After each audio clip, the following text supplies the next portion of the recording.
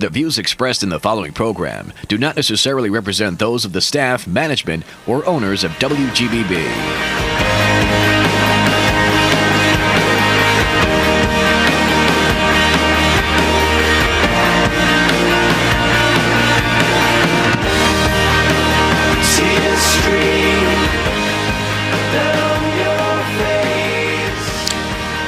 And hello, once again, this is Ted Hicks from Late Night Parents. Ways to find the show, latenightparents.com, or you can find us on Twitter and Facebook by typing in Late Night Parents.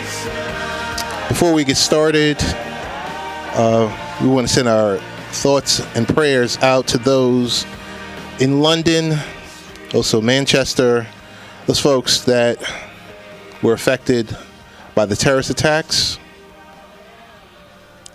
You got to keep pressing on. You can't be afraid. We're going to just leave it there. Yep. But in the studio, we have the fabulous Richie Valdez. Teddy Ted. Hey, what's up, man? I'm fabulous now. I know I am fabulous. I'm fabulous because our co-host is absent again. She's absent. I don't know why she's absent. I'm not feeling the love anymore. I think she's gone Hollywood. I think so. We're just too small for her now. That's okay. That's okay. Want to give a big shout out to our affiliates. And once again, as we broadcast from West Babylon, New York, I want to say hello to our friends at WGBB. We'll start right there. And to those who are listening live and those who are listening in the U.S. and abroad, we're up to 16 affiliates. 16? 16. It happened overnight. I'm not sure what happened. But I keep, whenever I try to advertise the show, I put your smiling face out there, and they're like, oh my goodness. Otherwise, we'd have like 25 if you didn't do that. That's what you're trying to tell me. Oh, my goodness. But, yeah, we got a bunch of folks that we do want to thank that play the show all during the week. Best ways to find the show, if you go to latenightparents.com and click on the stations tab. If you do that. But we want to send a big shout out to our friend, my buddy Don at WRAQ, upstate New York. What's up, Don? 92.7. So, Rich, it's another week. Yep. Unfortunately, fortunately for you, but unfortunately for me, I didn't get a chance to work with you this week because you were on vacation. I took some days. All right. And relaxed as much as I could. That's good. Enjoyed the time off. That's good. No complaints. I'm rejuvenated and refreshed. You were greatly missed. You were there. Greatly I wasn't missed. You were there at work. And that's the best thing about it. You hear about stories like Mike and the Mad Dog. You hear about Mike and Mike. But yes, Rich and I do work together. We worked together for many, many years. And no, there's no drama. There's no issues. Nope. There's no he said, she said. We said. And that's that. It's just one story. It's just like, okay, hey, here's what happened, and you're not going to like it, and that's that. And that's that. But besides the point, there's a lot of things happening. We got two guests tonight, two of my buddies and soon to be your buddies. All right. Mr. Todd Vandenberg from Miami, Florida, who's the host of Cinema Savants. I have seen the name on many a message. Yes. And I've been following them for a while. It's a great show. Yep. Imagine the updated version of Siskel and Ebert. Right. Yeah. Okay. I would say that. So he's going to join us momentarily at 30 minutes past the hour. Mr. Lee Vowell, CEO extraordinaire, editor-in-chief of 12th Man Rising. And he lives in Smashville, Tennessee. Smashville, Tennessee. Okay. For hockey fans. Okay. The Nashville Predators are, fighting for their lives in the Stanley Cup. Yep. Some people say Nashville. Those Some folks out there say Smashville. say Smashville. So, couple of big shout outs to Dr. Michelle with her phase rollout today. Book signing. Book signing, book party. The book is official. She's got it out there. Physical copies. And also digital copies. Yes. Very, very proud of her. Available on Amazon. So. And off her website, AskDrMichelle.com. There you go. Okay. So please go there, get the book. It's good reading, good life information. It's a short read. It's worth it. And before we bring on Mr. Todd Vandenberg in the studio, my brother-in-law, Gary, is in the building. Came here to see what goes on every Sunday at 7, Sundays at 7 during the live show. All right. Welcome, Gary. Welcome. And Gary's giving us a wave. Don't be afraid. If you want to say hi on the mic, it's all right. It won't bite. But that's good. Here from North Carolina. All right. Good. And welcome. For the folks that listened to Barbershop Sports years ago, he is the infamous Gary from Greensboro. There you go. That's a spoiler. Now I know who you are even more. That's a spoiler alert. But in the queue from Miami, Florida, the home of the Miami Marlins, we have none other than Mr. Todd Vandenberg. Todd, how you doing? That needed lead-in music. I know it did. Todd, what's going on? I can't beatbox, so I won't be doing my own. I'll say that. I will say that my next book I will be reading will be Mentally Fit, Physically Strong, The Fit Doc's Guide to Real Life, and it's only $7 on Kindle. So awesome. Honestly, I will be picking that up. So woo. Awesome. Thank you. Awesome. So, Mr. Vandenberg. Yes, sir. The show we love, the show I love, is Cinema Savants. You're the one. I am the one of the 1 billion listeners across this globe that love the show. I got to tell you, before we get into talking about the media and talking about the business behind movie productions and everything else like that, question to you is, who had a worse week, Kathy Griffin or Bill Maher? Kathy, I think, because Bill has established himself as a kind of an idiot and saying reprehensible things, so it's a little more expected for him. Plus, I did mean to introduce myself as the House Caucasian, and I failed to do that, so I apologize.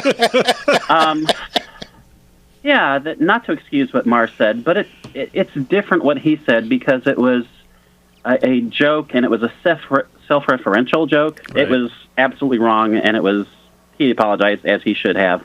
But there's a difference between what he said, calling himself a House person, and Kathy Griffin holding up a representation of a decapitated and bloody head of the president. Right. Not a good career move. No. Granted, it's certainly nothing worse than what several conservative icons have done. Mr. Ted Nugent, for example. Mm-hmm. Correct. And a lot of people don't seem to see that. But the thing is, you don't stoop to the level of people that you find reprehensible. That makes no sense.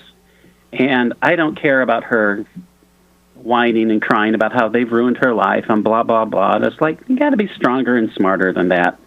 And if her career is done, I don't think her career is done by any means. But to me, it's no loss.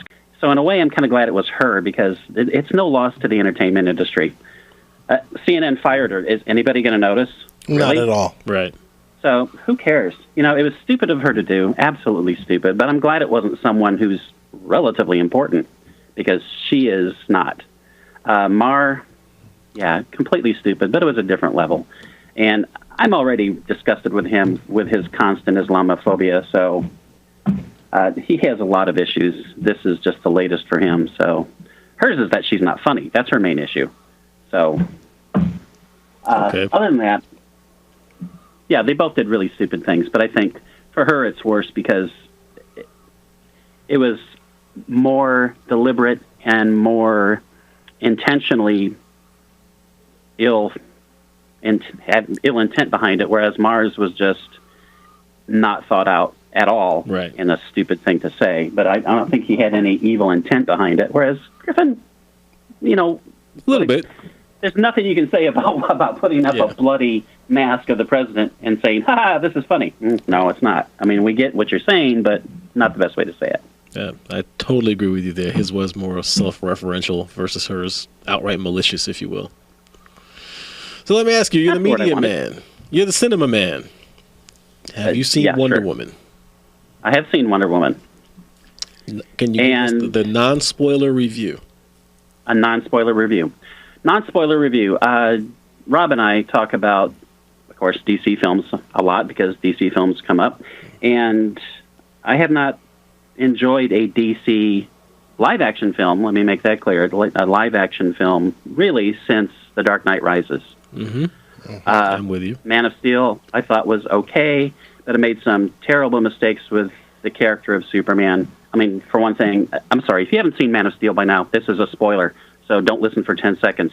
He lets his father die. Right. Superman doesn't do that. Right. Ever. No. That's ridiculous. So right there, the movie went off the rails for me.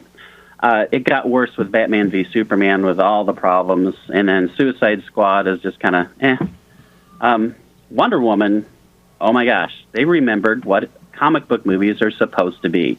They're supposed to be fun. They're supposed to be heroic. They're supposed to be inspiring. Absolutely. Absolutely. Wonder Woman is better than a lot of the Marvel movies. Forget the DC movies that have been disappointments. Wonder Woman is an excellent, excellent film, and I'm so happy to finally say I enjoyed a DC movie because I was getting tired of dragging Warner Brothers through the mud. Not that they cared, but it's been 10 years since there's been a good Warner Brothers comic book film, and what a movie. Okay. Really, really good. And Gal Gadot is terrific in the role. I mean, people were raving about her in Batman v Superman. I'm thinking, how can you tell? She has like 6 lines. Right. She didn't really have anything to do in the movie. She can act. She's excellent in this film. Great action sequences in the movie. Great supporting cast. Just people have seen, I'm sure, that it's in the 90s for both critical reviews and user reviews, and absolutely deserving. It's just a really, really good movie. I mean, first DC movie I'm going to go see twice at the theater, really, since The Dark Knight. Okay. Can't recommend it enough. All right. Only because of that glowing review will I see it in the theaters, because I was going to give it a total pass. Because I agree also on DC movies, and being fair, I am not a DC fan anyway. I'm Marvel all the way. But, I agreed, Dark Knight Rises, fantastic film. Batman v Superman, Wonder Woman didn't even need to be in the movie, really. And really, the movie didn't need to exist, really, but that's a whole nother subject. But that's for sure. I will go on what you've said. I do want to mention something about the director, though, Patty Jenkins. Yep. A lot has been made that, she's setting box office records for a film directed by a woman. It's like, well, the bar's kind of low because they just don't get many opportunities. That's true. And I apologize if I go kind of long with this, but she directed Monster, 2003. Right. Mm-hmm. Huge critical hit. That's the film that Charlize Theron won her Oscar for, portraying the serial killer. Yes. Well-deserved Oscar. And did well at the box office. I mean, $60 million worldwide. That's not huge, but it only cost $8 million to make. Right. That's making a big, big profit. That is. So Hollywood took a look at that and all the critical response she got and the love, and they said, okay, we'll let you direct one TV episode next year. And it'll be a couple more years. You'll get to direct a couple episodes of Entourage. Mm. And it kept on going like that for her. Wonder Woman is the first film she has directed since Monster. Okay. Now tell me the name of the male director that directs a movie that brings in almost 10 times as much as it cost to make, got critical raves, everybody knows about the movie, and all they can do is get TV work. It doesn't happen. It doesn't happen. This is the problem, not just with Hollywood, but with our society in general. So, and what really bothers me is I would not be a bit surprised if Patty Jenkins doesn't get another big gig, because they're going to look at it and they say, oh, Wonder Woman was built in. I mean, she had a built-in audience since the 40s, to which I say, yeah, and remember how well The Phantom did? And The Shadow? And The Lone Ranger? Right. It's like, no, wrong. Patty Jenkins made this movie happen. So she needs to be a star director. She probably won't get that because, wrong gender, so sorry. But great movie, go see it. Okay. So, all right, off the soapbox. No. On to fun things. That's all right, thank you. Twisting up a little bit, talking about Netflix, do you agree that for the NFL in 2020-21, do you think that Netflix and Google and Facebook and Amazon are all going to grab the licensing off the primary networks? I'm afraid so, yeah. And I say afraid so because that's just how things are trending. There's just not much left on broadcast TV anymore. And granted, most people at this point have access to either cable or one of the services. Mm-hmm. But it does scare me. For instance, if it's Netflix, that would be great for Netflix. But, okay, there's another $10 a month. People are going to have to plop down out of their budget. And these aren't easy times for anybody. Right. That's what I would prefer it to be on broadcast for that reason. But I have no doubt that, the premise is right, that one of those, and probably it would be split, one of these deals where Amazon gets the AFC, Netflix gets the NFC, and the Sunday night games go to Hulu, and, just one of these really fragmented, awful things, in which case everyone will have to subscribe to every service, which would be the worst possible scenario. Mm-hmm. Agreed. And I wouldn't be a bit surprised if that happens. Okay. All right. So, Todd, with the question that came up about the NFL and the licensing and everything else like that, if there are no budgets and Google, Facebook, Amazon, and I would say Netflix doesn't have any budgets at all, why is Netflix canceling shows, i.e. The Get Down, Marco Polo, and Sense8? Yeah, they've got to have budgets, though. I know that's been the general approach that they've had, but realistically, they have to have the budgets because they have a limited number of subscribers coming in. We know that. It's not like they have unlimited subscribers, so they have a limited pool of money. Adam Sandler gets about 30% of it, apparently, on Netflix. But other than that, they've got to start canceling shows that they see as underperforming. Of course, they don't release ratings, so who knows? They've canceled 6 shows, and they did not renew a couple others, which didn't go under the cancellation thing, which is kind of an interesting way to put it. But Bloodline is one of those that will not be continued past that. Right. But there are so many shows. I was just flipping through. That's just incredible. Those are series. Those are not standalone movies like War Machine that I just watched this afternoon, actually, which was pretty good. So they are still investing an ungodly amount of money in these things, and it makes sense that at some point you got to cut why would you continue to produce shows that people aren't watching as much as they were? Once they feel, it's run its course, well, then cut it.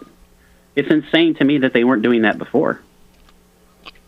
So is it safe to say that you're telling me, or you're telling us, that Netflix is just going to become House of Cards, Orange is the New Black, and Stranger Things? And if you aren't one of those 3,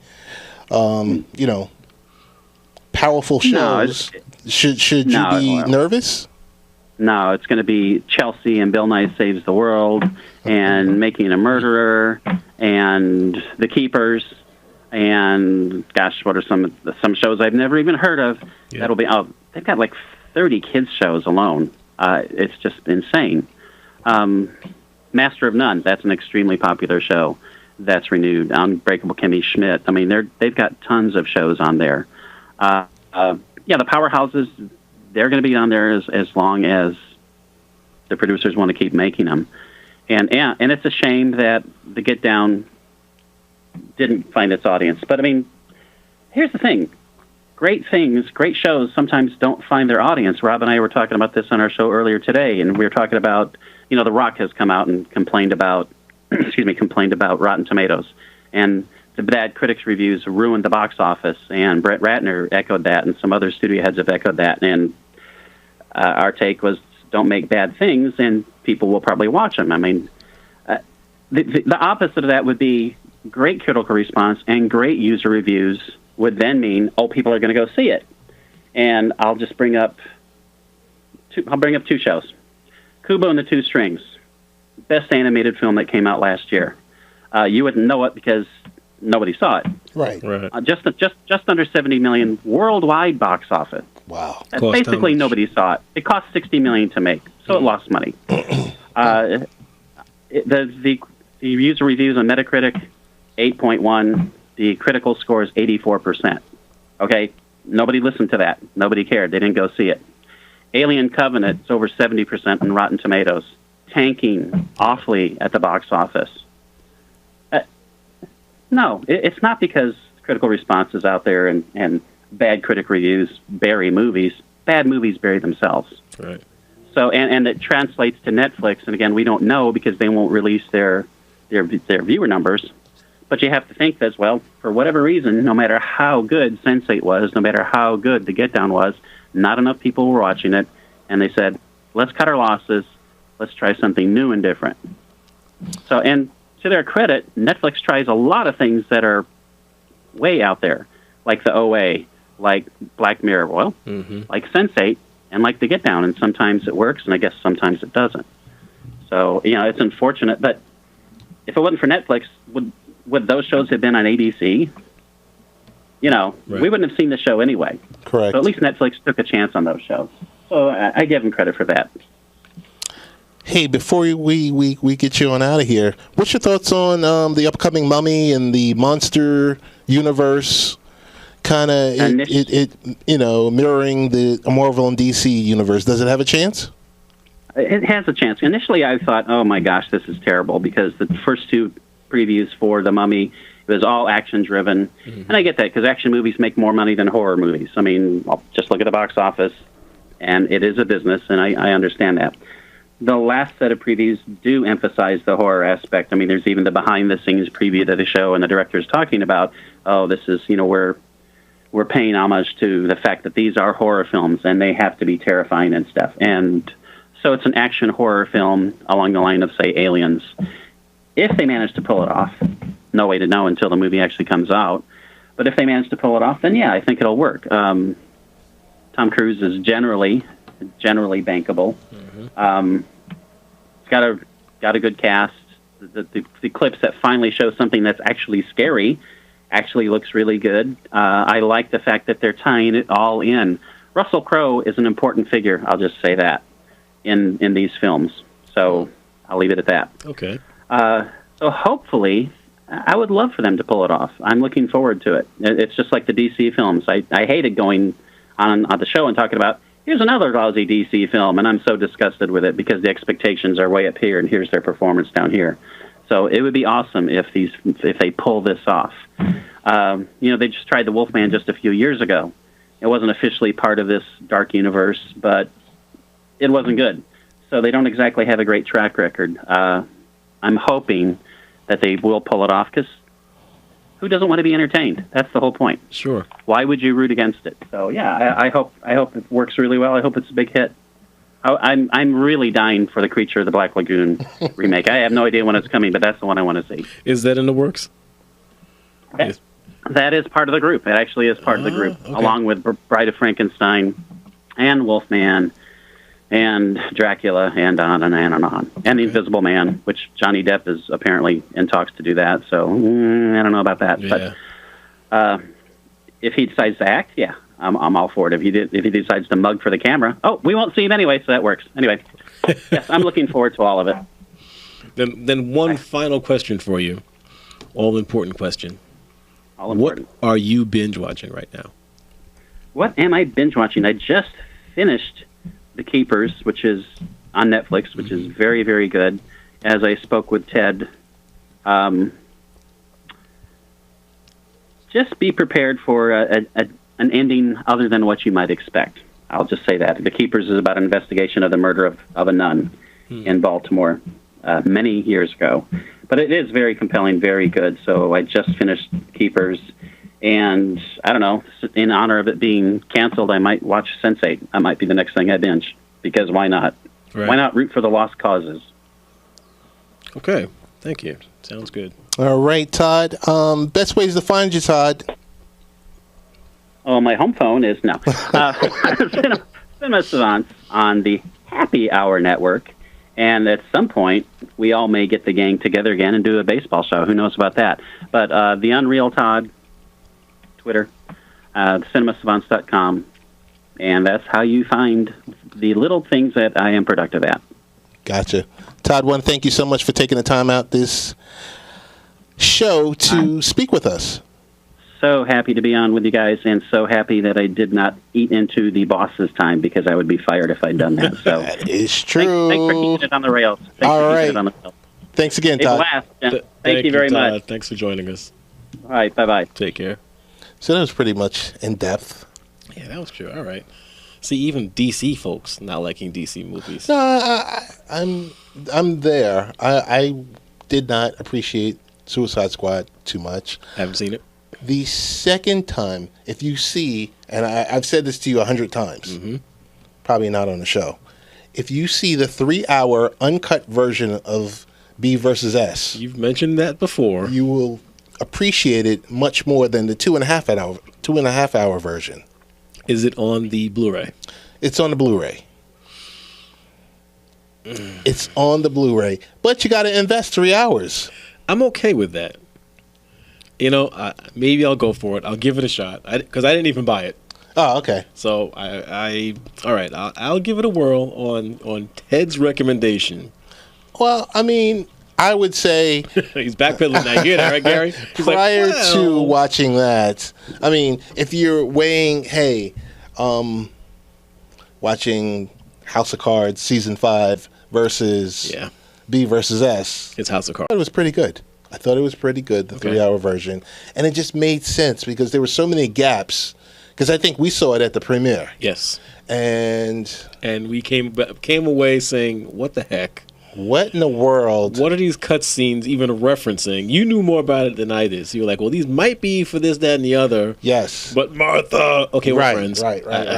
And that the fact that the post-credit scenes are in the middle of the movie. Right. Which I just didn't get it. Which totally made no sense at all. And something else movie related, though. Go ahead. I finally saw Logan. You finally saw Logan? I bought it when it came out, and I watched it Monday or Tuesday. Enjoyed it. Okay. Enjoyed it. And you only gave away that little bit, which was okay. Yes. Not the other bit. Yes. It's even though it's released, I won't give it away. Okay. On the air. That was good. It was pretty good. It was a pretty good movie. It was. You know, for it to be the end of the trilogy, yes, they did it almost right. There was still, I did have a problem with a couple of scenes. Okay, yeah. And it still actually leaves room for more since it does take place in the future. Right. We could fill a few years if we wanted to. And Todd just texted me. He said, "You can't fix Martha." Thank you, Todd. So correct, are you? We're friends now. But you know, I think we spend time most of the shows talking tech. Yep. Education. Some have a few experts, relationships, health, wellness, cars once in a while, automotive, a little of everything, home improvement. Yes. We are about 90% done with the kitchen renovation project in the Hicks household. A month later? No, 3 weeks later. Five weeks later. Backsplash is left to be installed. Okay. And that's it. It's Gary, over. I want to see Ted's credit card bill for all the times he's going out to eat for the last 5 weeks. Yeah, it's a mess. It's a mess. So, just a couple other things we want to get into. In the queue, we have Lee Vowell, who is editor-in-chief of 12th Man Rising, and also the 12th Man Rising radio show, which is the sanctioned show on fansided.com for Seahawks, all Seahawks information. Because I want to get at Lee real quickly about the Colin Kaepernick. You know, there was so much talk about Kaepernick and the Seahawks and this and that. And I said, well, you know what?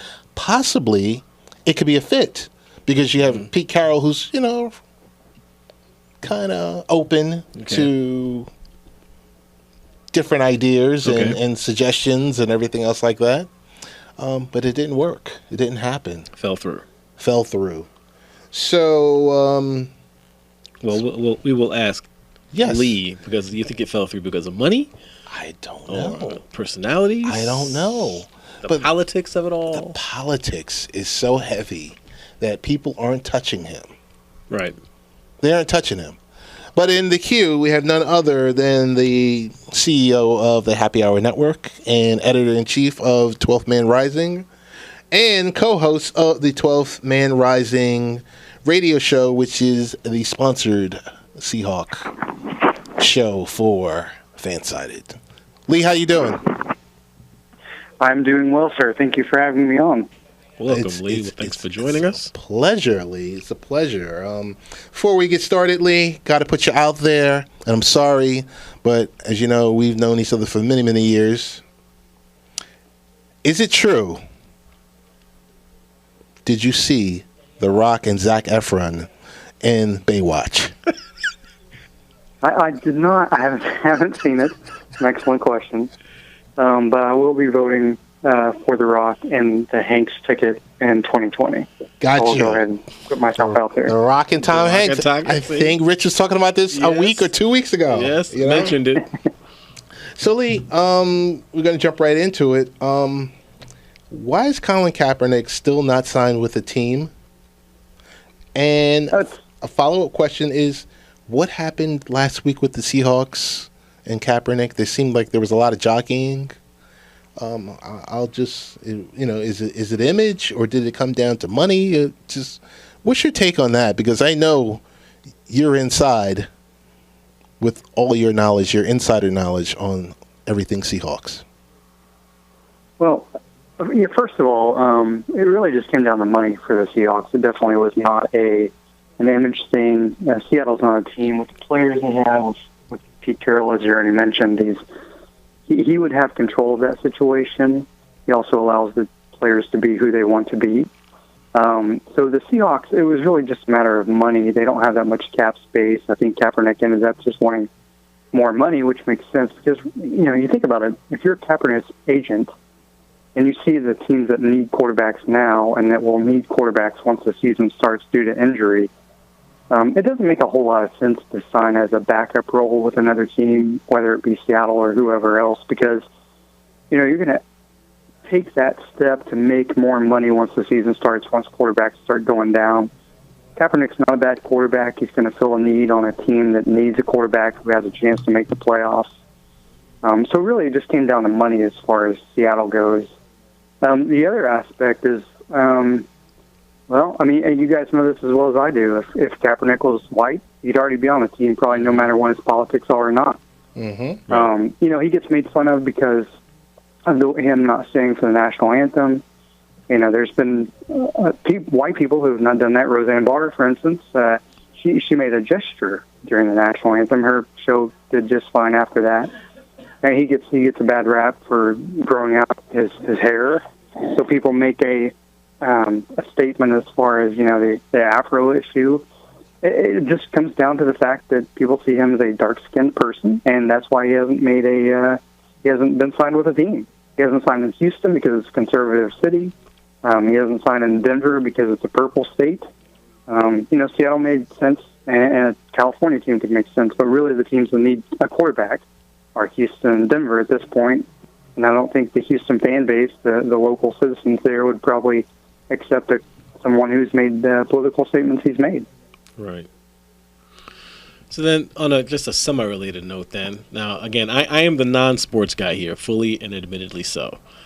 But, for a few years there, we heard, all I remember hearing from the sidelines, Russell Wilson, he was the man, he was awesome, great quarterback, and things have gotten quiet. Has he peaked? Sorry, the phone is breaking up just a little bit. Could you repeat your question? No problem. It's regarding Russell Wilson. I don't seem to hear things like I used to about Russell Wilson. Has he peaked? Has he peaked? As a player, well, if he's peaked, then I hope he maintains that peak for the next 5 or 6 years because he's a really good quarterback.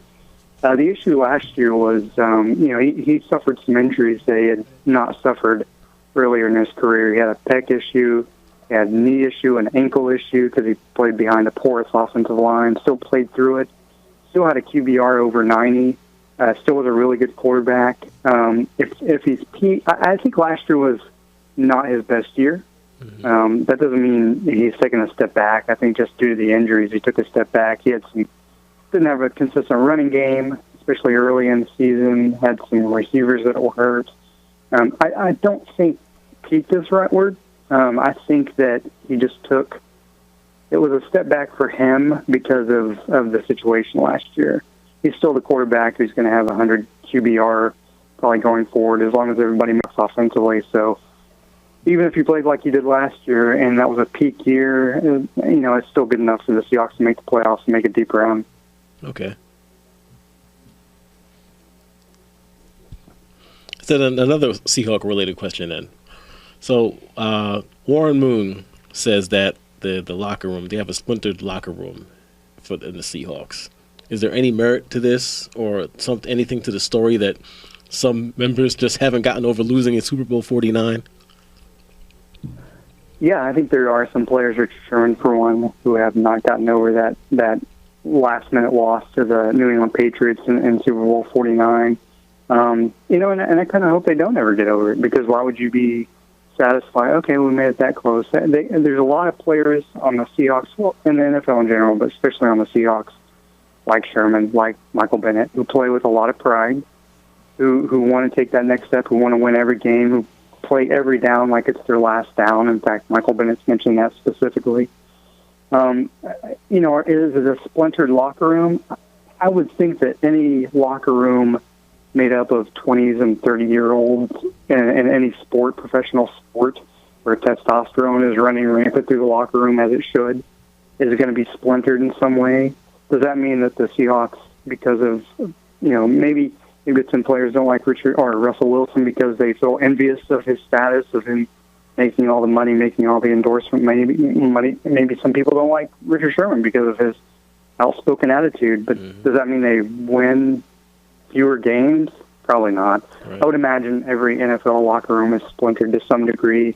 You have 52 men. Most of them split up between defense and offense, and it's just how it is. I'm definitely not going to dispute Warren Moon, Hall of Fame quarterback, who's been in the locker room. I'm not discounting what he said, but at the same time, I don't think it really affects the Seahawks winning or losing any football games on the field. Okay.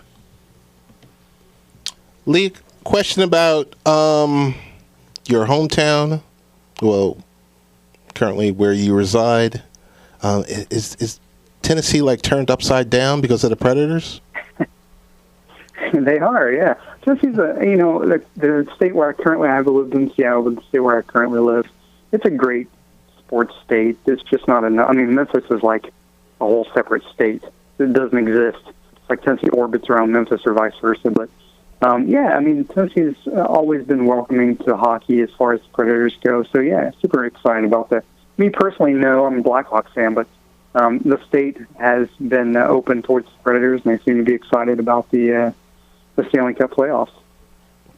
It's pretty cool. Hey, one of my final questions for the evening. Seattle sports fans had a big scare this week.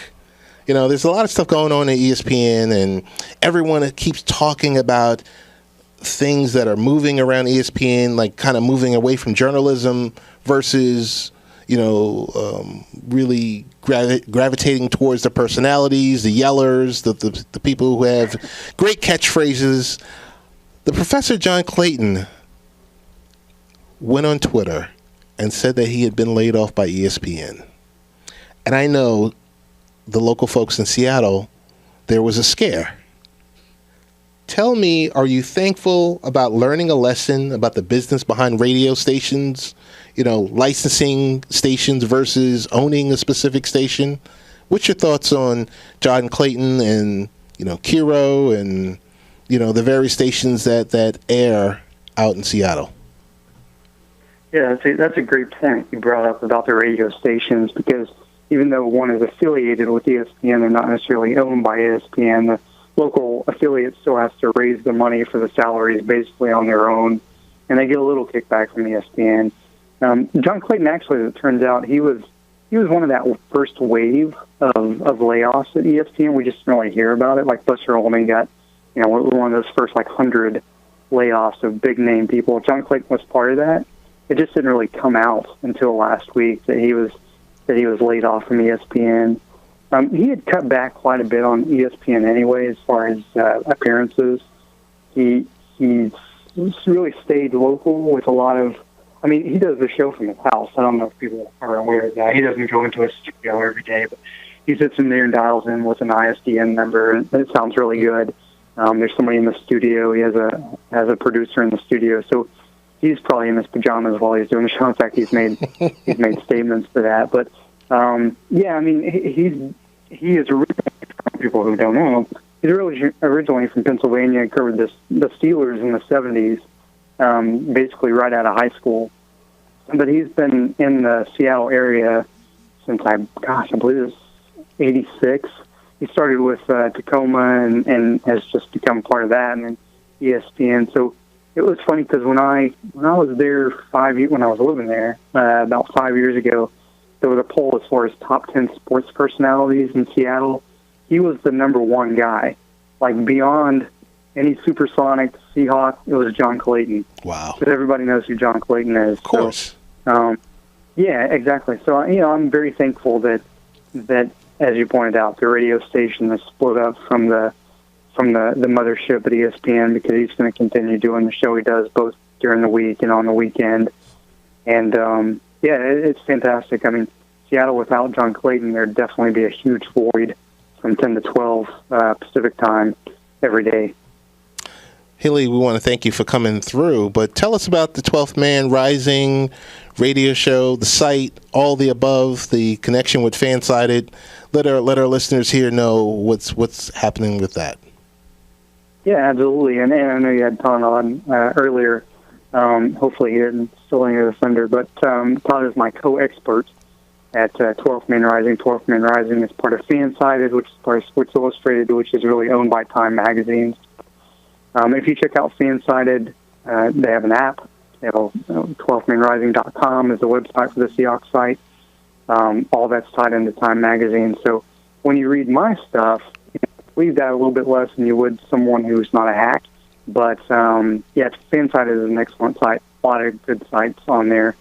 And, yeah, you can check it out at 12th Man Rising. Check me out and at 12manrising.com. It's a great site. I appreciate being a part of it, and I appreciate being a part of your guys' show because, Late Night Parent is a much better podcast than what I try to do. With Kevin's the great podcast partner I have with Seahawks show at 12th Man Rising. I'm just there to butcher the English language, basically. Not at all. Not at all. Oh, man.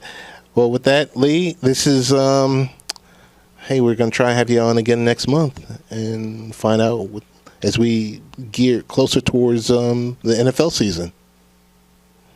Sounds good. I appreciate it. And go Jets, right? Let's go Giants. Talk to you later, brother. Thanks for joining us, Lee. All right, thanks. And that was Mr. Lee Vowell from 12th Man Rising. Two solid people, two solid guests. Yes. A lot of information, a lot of content. But with that, without going any farther, you also have a lot of information that you want to share with us. Something that you witnessed last week, the air show.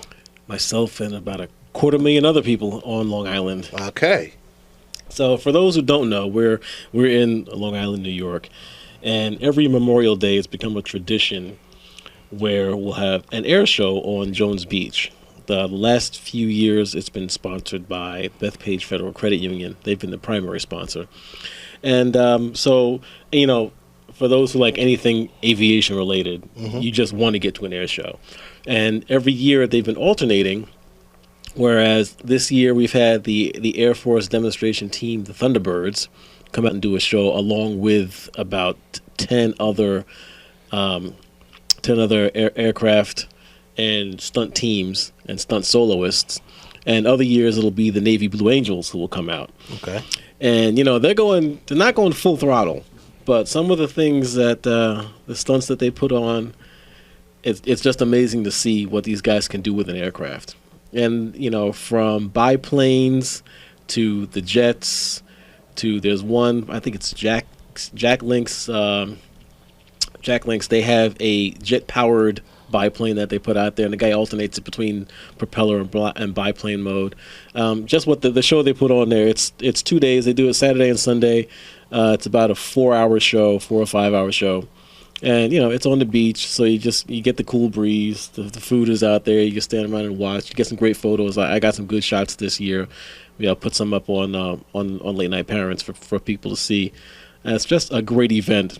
And, again, you've got 250,000 people out there on the beach, on the boardwalks. Everyone is friendly. It's calm. It's peaceful.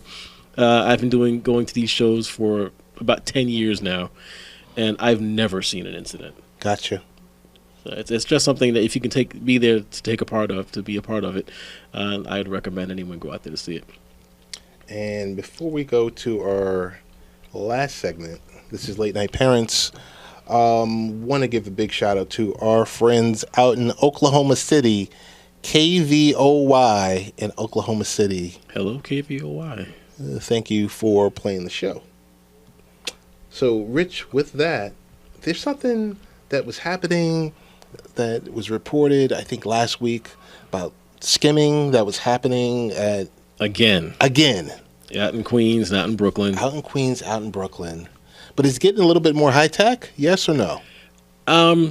I think these guys are just perfecting the crime because it looks like they do two basic things. They will either install a device right over the keypad, right, which can read your key presses as you put your card in. So basically an overlay. Right. Okay.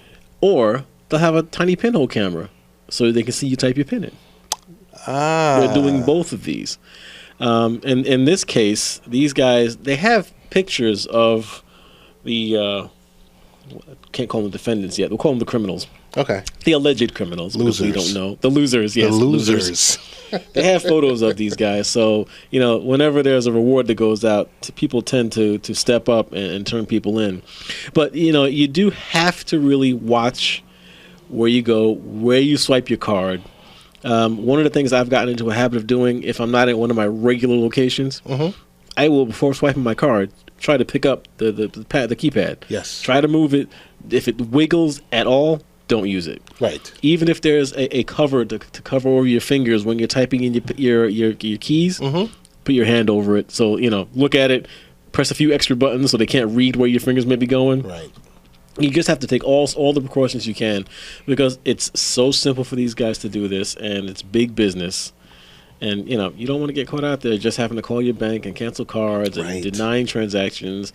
And I've had my card, and it was location, but twice I had my PIN stolen. Wow.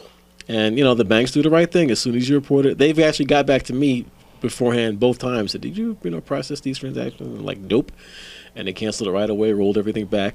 Had a new card within a week. It was never an issue with them. Okay. And, but you don't want to have to go through it. No, you never do.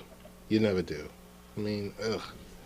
It's just like I said, if we're not talking about ransomware, something on, something that's virtual, then we're talking about something that's physical. Physical. Stealing the keys. Hey, one last item I wanted to talk about, and I don't know because I know you were out on vacation. Yes. Staycation. Staycation. I did get a chance to pull up CodeCon, Recode's annual conference. They had, politicians, of course, media CEOs. Of course, they had my boy Bill Simmons on there. And I've got to have my guy EJ Christian on sometime this week, or I got to do a sit down with him. Why? Because Bill Simmons was still talking about ESPN. They didn't renew his contract 2 years ago. They let him go, and he's still. That very comment was made.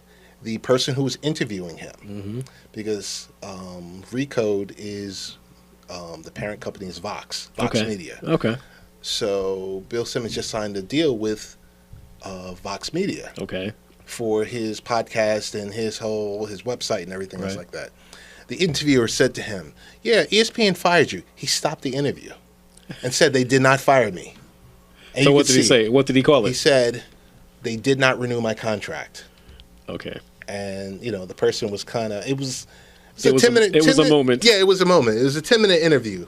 But the fact of the matter, he's been released. He's still talking about ESPN, still talking about the mistakes they made, still talking. And I said, oh, my goodness. And I really like reading his work. Okay. I like listening to his podcast. Okay. You're tired of hearing the whining. I'm tired of hearing the whining. He should be focusing on why his show failed on HBO after 4 months. Right. 17 episodes. That's what he should be talking about. Or learning from. Right. Smart guy. He's doing an Andre the Giant documentary. That should be interesting. That's going to be great. Creative mind. Okay. Creative mind. I'm just saying, you got to let certain things go. Right. I just believe that. Well, that was his. I'm guessing here that was his big moment. That was his time to shine.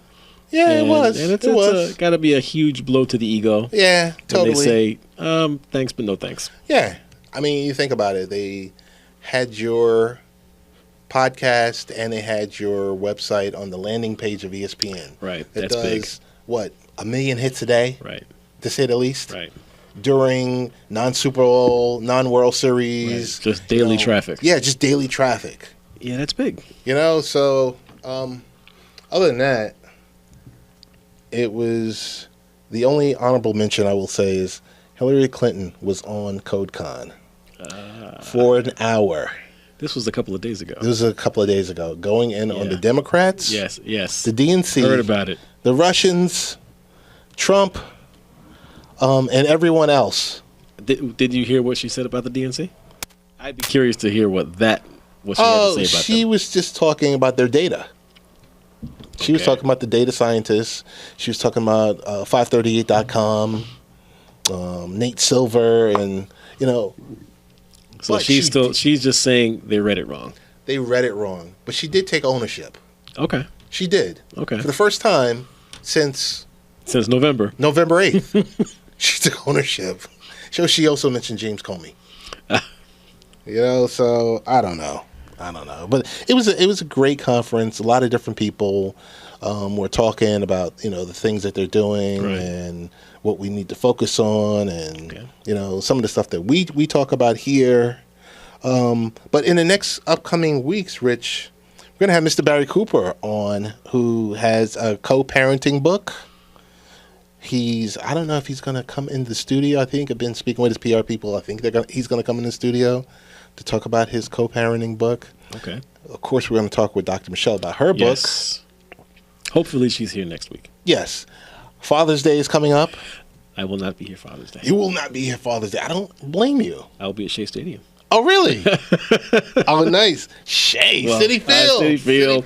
It's always going to be Shea for me. Always. But yes, I'll be at Citi Field. Okay, cool. Father's Day gift from the oldest son. Nice. I'm going to go, so you and Mom go. Oh, okay, great. Great. So that'll be nice. That sounds good. That's going to be a great day. I guess we're close. That's it. What do you have planned for this week? Quiet. Just work. Which should be quiet. Which should be quiet. What about you? The same. All right. I'm sure I'll have a couple of busy days. This first days back are always a little run around, but nothing out of the ordinary scheduled. And Todd just texted me. He said if Lou Ferrigno wasn't there, it would have been a bust. But best ways to get in contact with you? Late Night Rich on Twitter. Oh, my goodness. The real Ted Hicks. And we are out. Have a great week, everyone.